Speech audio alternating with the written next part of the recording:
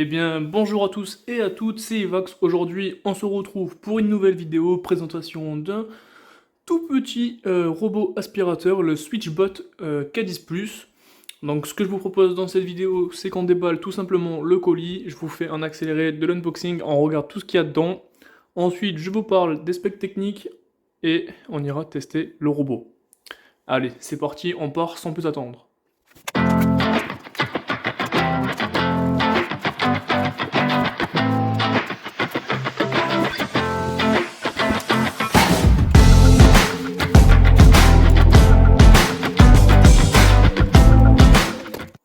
Ok, donc voilà, je viens de tout sortir. C'est vraiment choquant comment il est vraiment tout petit. Je pensais qu'il allait être beaucoup plus gros.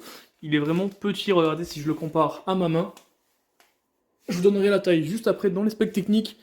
Du coup, on a le robot, la station, deux brosses également en rab. On a une pochette qui est fournie où on a un filtre en plus, un deuxième sac de 4 litres et 30 lingettes pour en gros la serpillière. On verra ça pendant le test. Allez, on va passer maintenant au spec technique. Ok, c'est parti pour les specs techniques. Donc déjà, voilà, la première chose qui est choquant, c'est que le SwitchBot K10+ est vraiment très compact. On a une réduction de taille de 50% comparé à des aspirateurs traditionnels.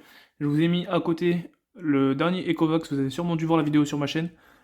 Donc voilà, on voit que le K10, il est 2 fois plus petit. Je vous mets la taille du robot juste ici. Tac, ça apparaît. Ça va permettre une manœuvre plus facile dans les coins de la maison. Ça va pouvoir passer sous la table, dans des petits recoins.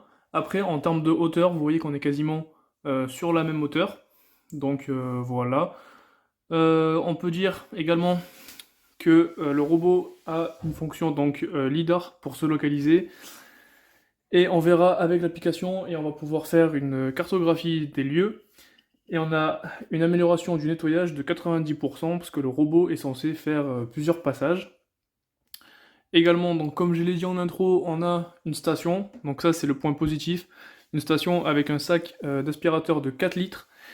Ce qui va nous permettre une utilisation en gros sans s'en occuper pendant environ 70 jours. Après il faudra changer le sac. Donc ce qui est cool, c'est que SwitchBot nous a mis un deuxième sac. Voilà, donc ça permet une expérience de nettoyage plus simple et plus hygiénique. Également, il faut savoir que le K10 est silencieux. Les ingénieurs de SwitchBot ont travaillé pour minimiser le bruit et sont parvenus à atteindre 48 décibels. Donc honnêtement, ça reste convenable. Ça ne vous dérangera pas. Tac, tac, tac. Au niveau de l'aspiration, on a un moteur haute performance avec une conception du conduit qui a été optimisée. Le SwitchBot ramasse facilement les gros débris comme la nourriture pour chat et les fines particules. On a une puissance de 2500 pascal. Donc ça devrait faire le taf. On fera après des tests en réel, comme d'habitude, vous connaissez. Voilà, c'est également un aspirateur plus intelligent. Le K10+ dispose d'une fonction de recharge automatique, c'est-à-dire que par exemple, quand il fait son nettoyage, s'il voit qu'il n'a plus de batterie, il va aller automatiquement se recharger à la station et il reprendra le nettoyage là où il s'était arrêté. On peut également personnaliser les zones de nettoyage via l'application, on peut choisir les pièces dans lesquelles on veut qu'il passe, et on peut également le commander à la voix avec Alexa ou Google Assistant. Donc on a fait le tour globalement de cet aspirateur. Alors au niveau de la serpillière, donc lui, hop, j'ai cherché, en fait c'était ici. On a ce petit couvercle qu'on va pouvoir venir mettre juste derrière. En gros on va le clipser comme ça et on va poser la lingette dessus. Le seul problème c'est que ça, une fois que c'est fixé en fait, alors déjà, bon c'est plutôt facile à démonter. Vous voyez, ça sort tout seul.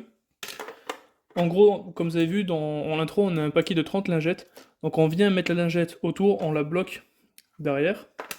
Et on viendra mettre la plaque. Alors, pourquoi il veut pas? Tac. Voilà. Mais vous voyez, on n'a pas de système, comment dire? On n'a pas de système tampon. Donc en gros, la lingette, elle va racler le sol. Et donc honnêtement, on n'a pas de patin qui va tourner ou quoi. Donc niveau nettoyage, ça va pas être performant. On va plutôt regarder vraiment le nettoyage des particules. Ah, bah là je retrouve ma cartographie. Parce que j'avais un ancien robot, donc ça a remis la maison, la cartographie de mon ancienne maison. Mais vous allez pouvoir normalement faire ici carte, créer, cartographie rapide, ou tout simplement map and clean. Moi je vais faire une cartographie rapide et il va commencer à mapper. Voilà, donc on se retrouve une fois qu'il a terminé. Allez. Ok, donc là on se retrouve sur l'application une fois que le robot a fini de faire le scan. Donc vous voyez, il y a la pièce. J'ai pas fait pour toute la maison parce que ça aurait été trop long. Le focus que passer. Donc là, il détecte environ une superficie de 17 mètres carrés. On a donc ici, on voit qu'il est en pleine charge, en bas à gauche. On peut le lancer, le balayage. Le mode d'aspiration que j'ai mis là, en mode max pour les tests. Donc vous verrez, c'est le mode le plus bruyant.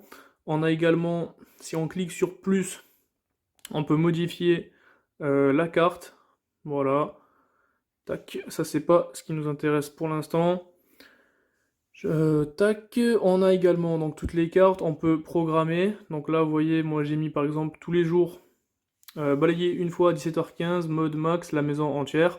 On a la possibilité donc de choisir l'heure, le mode de nettoyage. Donc là, on a soit mode aspiration, soit lavage des sols. Il faut savoir que lorsqu'on le met en mode lavage de sol, on n'a pas l'aspiration, donc ça à savoir. Le nombre de fois qu'on veut le répéter, si c'est quotidien, si c'est une fois par semaine, enfin que la semaine, que le week-end, ou personnalisé pour des jours en particulier. La position de nettoyage, donc là, soit à la maison, soit des pièces. Donc je vous montrerai après comment on peut mettre des pièces et des zones. Le niveau de puissance, donc on peut mettre soit tout le temps en max, à savoir que ça utilisera plus d'énergie, de batterie, etc. Et nombre de nettoyage, 1 à 2 fois, c'est le nombre de fois où le robot va faire la zone. Donc ça, c'est pour ce qui est programmation. On a également d'autres modes, on a les rapports de nettoyage, vous allez avoir des jolis graphiques avec la superficie totale nettoyée, la durée, le nombre de fois où il est passé, etc. Donc ça, hop, ça ne nous intéresse pas. On va également avoir la possibilité de trouver le robot. Vous voyez, quand je clique, le robot parle. Voilà, on a aussi une mode télécommande qui va nous permettre de le contrôler. Regardez. Ah, alors attendez, je vais juste un petit peu reculer. Voilà. Donc si je clique sur le bouton avancer, il avance pour aller à droite.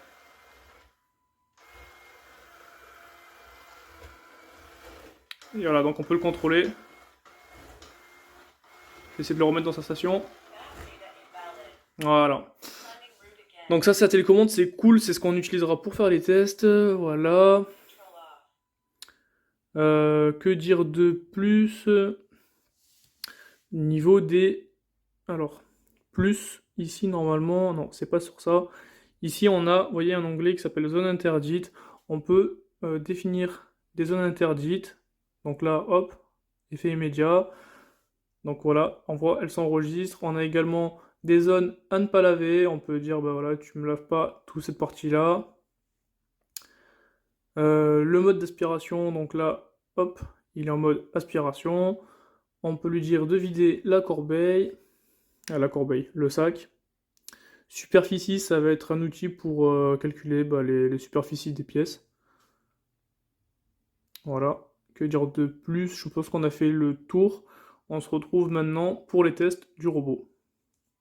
Ok, c'est parti pour le test. Donc là, vous voyez tout au début, ici, on va avoir des grosses touffes de poils. Ici, là, on a du sucre. Et là, on a de la farine. Donc là-bas, ça va être vraiment épais. Là, c'est des petites particules. Et là, c'est vraiment très léger. Donc on va tester sur les 3 types, voir ce que ça vaut. Je l'active en mode télécommande. C'est parti, on va voir. Alors, j'ai pas l'impression qu'il... alors... Le mode nettoyage n'était pas activé. Qu'est-ce qu'il nous fait là?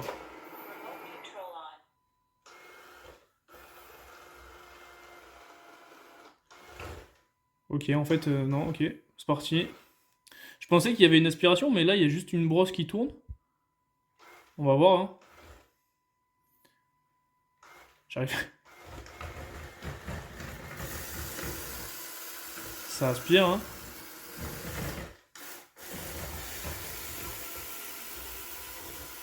Donc les grosses particules, c'est passé. On a encore un petit peu des grains de sucre ici. Le truc, c'est que j'arrive pas à bien passer dessus. Honnêtement, il a plutôt tout bien aspiré, là, hein. Je repasse un petit coup. Alors pour le sucre, ouais, vu que c'est vraiment très léger, la brosse a tendance à les envoyer partout. Donc là, voilà, hein. Il n'y a plus grand chose. C'est cool.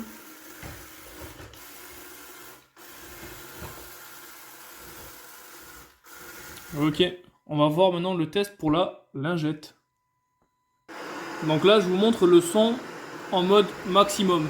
Donc en mode maximum, ça reste beaucoup bruyant quand même. Vous voyez, il y a des poils prendre qui sont restés bloqués derrière, qui n'ont pas été aspirés avec le mode télécommande. Vous voyez la détection du radar. Alors, on va essayer de remettre la touffe de poils correctement devant. Le problème, c'est que la brosse est là-bas. Ah, bah, il a aspiré. Donc là, on voit bien la différence avec l'aspiration au maximum. Voilà. Donc allez, on se retrouve pour la lingette. C'est parti.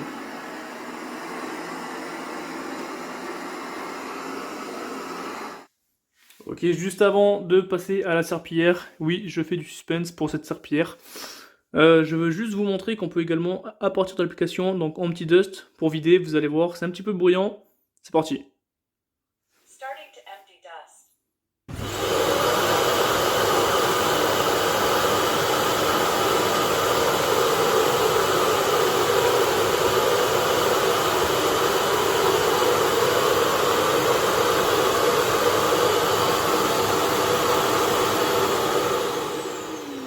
Voilà, donc là, logiquement, ça a vidé le bac. On va venir nous vérifier. Alors, pour l'ouverture, on enlève le petit couvercle. On vient tirer le bac. Ben, vous voyez, le bac est propre. Il a bien été vidé. C'est parfait. C'est ce qu'on voulait. Voilà, on refixe. Toc. Et on remet le petit couvercle qui, vous voyez d'ailleurs, était monté avec les 4 aimants derrière. Allez. Cette fois-ci, on passe vraiment sur la serpillière. Let's go. Donc au niveau de la serpillière, voilà, j'ai ouvert le paquet de lingettes. On a 2 trous qui viennent se fixer ici. Et derrière, on a des scratchs pour faire venir tenir la lingette. Ensuite, on n'a plus qu'à remettre ça sur le robot. C'est parti. Donc voilà ce que ça donne. Bon, il a peut-être fallu que je la bloque ici. Mais comme vous voyez, comme je disais, du coup, on n'a pas d'amortisseur quasiment. Ça va être plat. Donc on va vraiment avoir juste la lingette qui frotte au sol. Tout simplement, sans tampon. Donc, je pense pas que ça va être très efficace. Je lance à partir de l'application, on regarde ce que ça donne. Donc là, sur l'application, vous voyez, il s'est automatiquement mis en mode lavage des sols. Donc ça, c'est cool, il a détecté. Je vais commencer à marquer, du coup, passage au lavage du sol. Et on va voir ce qui se passe. J'arrive plus à parler. Alors, où est-ce qu'il va ?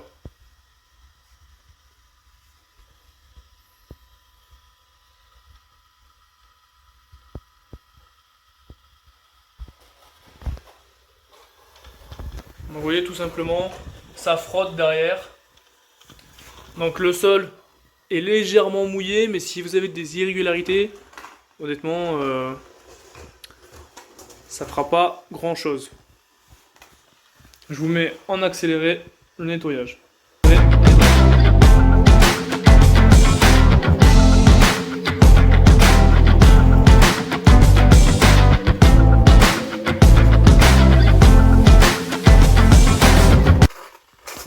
Ok, là je dois arrêter parce que je sais pas si vous entendez, mais c'est en train de grincer. Je pense qu'on a ramassé des cochonneries dessous. Donc là, vous voyez, on a des petits cailloux et du coup, vu qu'il n'y a pas d'amorti, eh bien ça vient rayer le sol. Donc honnêtement, le mode lavage, bah sans plus. Sans plus, on va préférer vraiment le mode aspiration sur ce robot.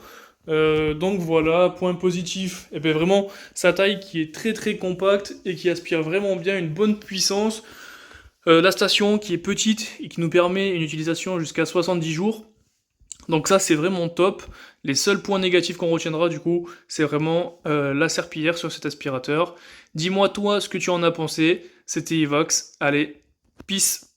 What comes around goes around, you